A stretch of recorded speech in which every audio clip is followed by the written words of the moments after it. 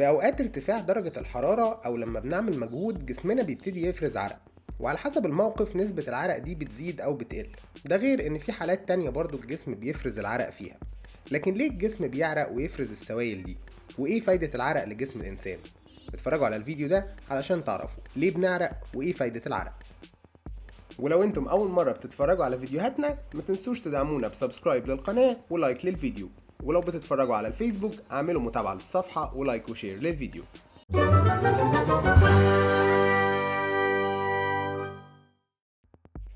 عملية التعرق هي عملية فسيولوجية بيقوم بيها الجسم لأنها وسيلة كويسة جدا للتبريد، وبتمنع ارتفاع درجة حرارة الجسم بشكل غير طبيعي. وفي الحقيقة على الرغم من إن العرق ممكن يكون مزعج في أحيان كتير، لكن هو ليه فوايد على الجسم والصحة بشكل عام. ومن أهم الفوايد دي تنظيم درجة حرارة الجسم.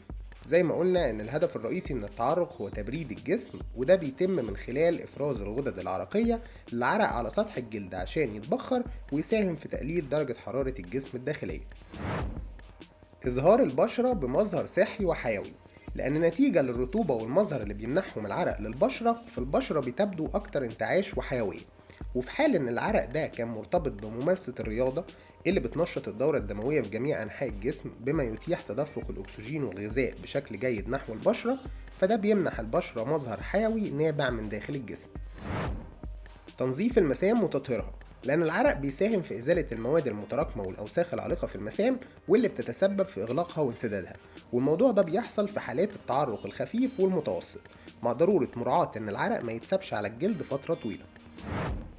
إزالة السموم من الجسم والجلد، لأن التعرق المعتدل له دور مهم جدا في تخليص الجسم من الكحول والكوليسترول والأملاح والمخلفات النهائية، وده بيساهم في تقليل خطر الإصابة بحصوات الكلى الناتجة عن تراكم الأملاح.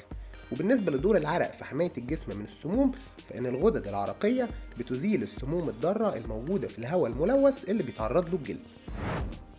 المساعدة في تقليل الإصابة بنزلات البرد، لأن العرق بما إنه بيمتاز بالملوحة والحموضة بيساهم في محاربة الجراثيم الضارة اللي بيصعب عليها مقاومة العرق، لأن العرق فيه مكونات مضادة للميكروبات قادرة على جذب البكتيريا وتدميرها. تسريع التعافي، التعرق بيساهم في تسريع التخلص من الشد العضلي وإجهاد التمارين الرياضية، لأنه بيعمل على زيادة تدفق الدم للعضلات وبيعزز إنتاج هرمون النمو اللي بيعتبر أداة لإصلاح وتعافي الجسم. ضبط وتقليل هرمونات الإجهاد والقلق، لأن عملية التعرق بتدخل الجسم في حالة بتتضمن الاسترخاء والسماح للجسم بالهضم بشكل صحيح والتعافي من الإجهاد ورفع مستوى هرمونات السعادة وتخفيف القلق والاكتئاب. وبالرغم من ان التعرق عملية طبيعية في الجسم، الا ان بعض الاشخاص بيعانوا من فرط التعرق بصورة تستدعي زيارة الطبيب، لان ده ممكن ما يكونش طبيعي ويكون مرضي. وبشكل عام ممكن تتغلب على فقد السوائل المرتبطة بالتعرق عن طريق المواظبة على شرب المياه طول اليوم، وتقليل المشروبات اللي بتحتوي على كافيين او كحول لانها بتساعد على جفاف الجسم، وتقليل المشروبات السكرية او استبدالها بالماء، وترطيب الجسم عن طريق شرب المياه دائما اثناء التمرينات الرياضية. وبما ان الجسم لما بيكون عليه بكتيريا وقت التعرق ده بيعرضه لانبعاث روايح كريهة، فمن الافضل دايما المحافظة على النظافة بالاستحمام واستخدام مضادات التعرق ومزيلات العرق. قولوا لنا في الكومنتات اكتر حاجة عجبتكم في الفيديو ده، ولو عندكم اقتراحات لفيديوهات تانية. ولو عجبكم الفيديو ما تنسوش تعملوا لايك وسبسكرايب وتفعلوا زر الجرس علشان تشوفوا الفيديوهات الجديدة اول ما تنزل. ولو بتتفرجوا على الفيسبوك ما تنسوش تعملوا متابعة للصفحة ولايك وشير للفيديو.